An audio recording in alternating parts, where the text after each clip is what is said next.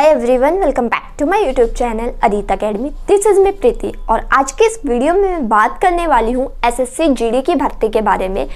जैसा कि आप सबको पता है, एसएससी जीडी के एग्ज़ाम बहुत ही जल्दी स्टार्ट हो चुके हैं, तो बहुत सारे कैंडिडेट्स का क्वेश्चन आ रहा है कि एग्ज़ाम पैटर्न में क्या आने वाला है, किस तरह से क्वेश्चंस आने वाले, कितने मार्क्स के आने वाले और किस तरह से प्रिपरेशन करें। तो आज की इस वीडियो में मैं आपको बताने वाली हूँ कि क्या आपका एग्जाम पैटर्न रहने वाला है, साथ ही आप किस तरीके से बेस्ट प्रिपरेशन कर सकते हो एसएससी जीडी की।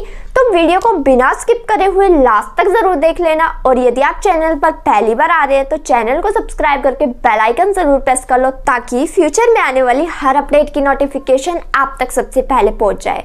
तो आप सब जानते हो कि एसएससी जीडी के एग्जाम 10 जनवरी से स्टार्ट हो रहे हैं। इस बार एग्जाम पैटर्न में कुछ चेंजेस हुए हैं, तो वो क्या चेंजेस हुए हैं, किस तरह से आपके क्वेश्चन आने वाले हैं, तो बात कर लेते हैं पहले एग्जाम पैटर्न के बारे में।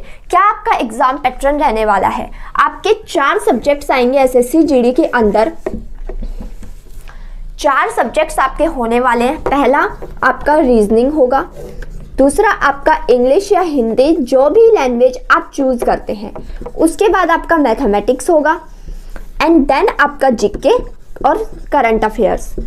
हर एक सब्जेक्ट से आपके 20 क्वेश्चंस बनने वाले हैं। 20 क्वेश्चंस आपके रीजनिंग से, 20 क्वेश्चंस आपके इंग्लिश या हिंदी से और 20 क्वेश्चंस ही आपके मैथमेटिक्स से और 20 क्वेश्चन आपके करंट अफेयर और जीके से बनने वाले हैं। टोटल आपके 80 क्वेश्चंस आने वाले हैं और हर एक क्वेश्चन आपका 2 मार्क्स का रहने वाला है, सो दैट आपका जो टोटल मार्क्स होने वाले हैं 160 मार्क्स का आपका पेपर आने वाला है।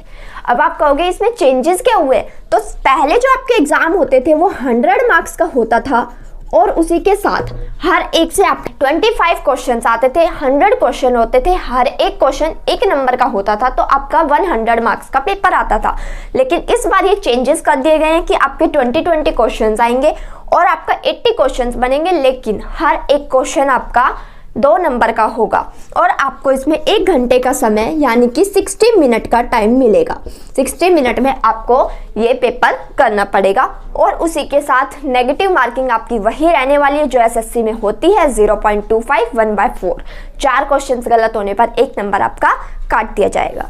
ठीक है, तो इस तरीके से आपका रहने वाला एग्जाम पैटर्न। अब बात कर लेते हैं कि किस सब्जेक्ट में आप अच्छा स्कोर कर सकते हो, किस तरीके से। ठीक है, सबसे पहली बात आपको मैं बता दूं, स्कोरिंग सब्जेक्ट आपके ये रहने वाले हैं। इनमें से भी जो सब्जेक्ट आपको बेस्ट आता है पहले उसको प्रिपेयर करिए। अगर आप रीजनिंग के वहां पर 17 to 18 क्वेश्चन अटेम्प्ट सही करके आते हो कि आपका 17 to 18 मार्क्स रीजनिंग के अंदर आते हैं, तो आपके बहुत ही सेफ स्कोर होने वाले हैं ये। उसी के साथ इंग्लिश और हिंदी की बात करें तो इंग्लिश और हिंदी में तो कोई बात ही नहीं है कि यदि आपका ये क्वेश्चन सही है, अगर आपको आता है तो आपको मार्क करना है, आप कुछ कर नहीं सकते, और नहीं आता तो नहीं आता। रीजनिंग का तो ये आप करके देख सकते हो, कहीं आपसे ही मिस्टेक हो रही हो, लेकिन हिंदी इंग्लिश में जो आपको सही आता है, जो आपको पता है हाँ ये सही है तो वो सही है, गलत है तो वो गलत ही है, राइट।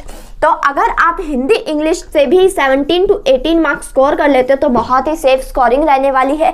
उसी के साथ मैथमेटिक्स में भी आप सेम 16 to 17 मार्क्स अगर स्कोर करके ले आते हो तो आपके तीनों सब्जेक्ट मिला के बहुत ही सेफ स्कोर रहने वाले हैं। ये तीनों सब्जेक्ट आपके स्कोरिंग रहने वाले हैं। ठीक है, और जीके की बात करें, जीके और करंट अफेयर, यदि जीके और करंट अफेयर आपकी हार्ड आएगी तो सभी बच्चों के लिए हार्ड आएगी, और अगर आसान होगी तो आसान ही होगी। जीके और करंट अफेयर से तो आप कुछ कर नहीं सकते, जितनी भी हार्ड आ रही है तो उसी तरह से अटेम्प्ट होगा, और इजी आ रही है तो भी आपने कितना प्रिपेयर किया है। लेकिन जीके और सीए को हम स्कोरिंग नहीं कह पाते हैं क्योंकि बहुत बार ऐसा होता है कि जीके बहुत ही टफ लेवल की अलग ही चली जाती है, के अलग ही लेवल की आ जाती है, तो इसमें ज़्यादा स्कोर नहीं कर पाते। फिर भी अगर एस्टिमेट लगाए तो इसके अंदर आप 14 to 15 मार्क्स अगर ले आते हो तो बहुत ही ज़्यादा सेफ स्कोर आपका रहेगा। आप इजीली एसएससी जीडी के एग्जाम को क्वालिफाई कर सकते हो अगर आप इस तरीके से ले आते हो मार्क्स। तो अभी आपके पास मैक्सिमम 10 डेज बचे हुए हैं और मैं इतना ही कहूँगी कि अभी आपका इनकी अगर आप बेस्ट बुक्स पूछने लगो कि इनकी बुक कौन सी, किससे प्रिपेयर करें, तो अभी वो टाइम नहीं रहा कि आप किस बुक से प्रिपेयर करो।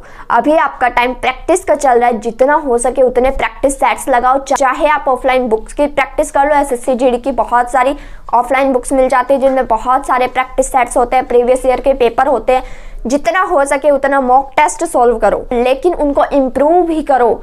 साथ साथ उनको जितना इम्प्रूव करोगे उतनी आपकी नॉलेज बढ़ेगी, उतना आपको कुछ ना कुछ तो सीखने को मिलेगा।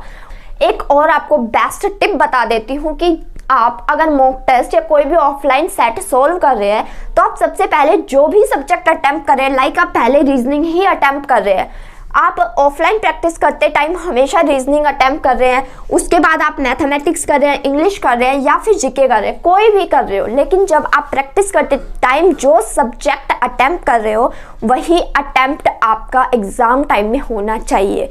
यही अटेम्प्ट से आपकी स्पीड और आपका टाइम बचेगा, आपकी स्पीड इंक्रीज होगी और साथ ही कितना टाइम लग रहा है इसी वजह से लगता है। कुछ कैंडिडेट ऐसा कर देते हैं कि प्रैक्टिस करते टाइम पहले उन्होंने रीजनिंग की और जब आप एग्जाम देने बैठते हो तो पहले इंग्लिश या हिंदी आती है आपके सामने कंप्यूटर पर, जैसे ऑनलाइन एग्जाम होते हैं तो आप इंग्लिश अटेम्प्ट करने लग जाते हो।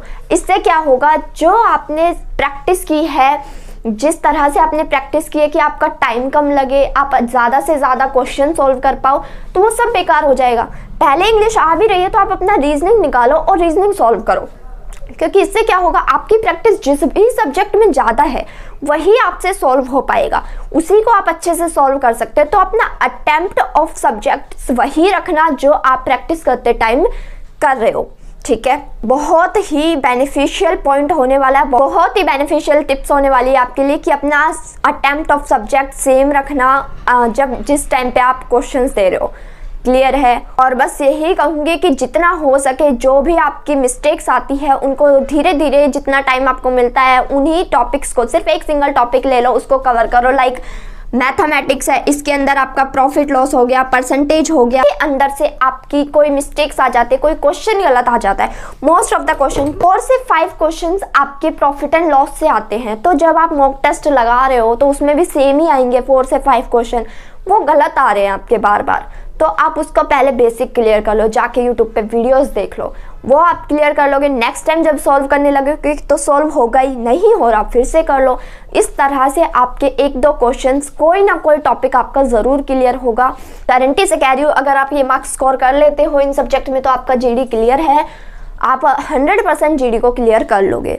आपको छोटी छोटी बातों का ध्यान रखना है अटेम्प्ट करते टाइम, किस तरीके से अटेम्प्ट करना है कि आपका जो अटेम्प्ट है वो टाइम कंज्यूमिंग हो और उसी के साथ आप कम टाइम में अच्छा स्कोर भी कर पाओ। ठीक है, तो ये थी आपकी कुछ टिप्स जिनको आप ध्यान में रख सकते हो और इस तरीके से आपका एग्जाम पैटर्न आने वाला है। होपफुली आपको सब क्लियर हो गया हो और वीडियो भी पसंद आई हो। वीडियो पसंद आई हो तो वीडियो को लाइक कमेंट शेयर ज़रूर कर देना और जीडी से रिलेटेड कोई भी डाउट अगर आपको आता है तो मुझे आप कमेंट करके ज़रूर बता देना।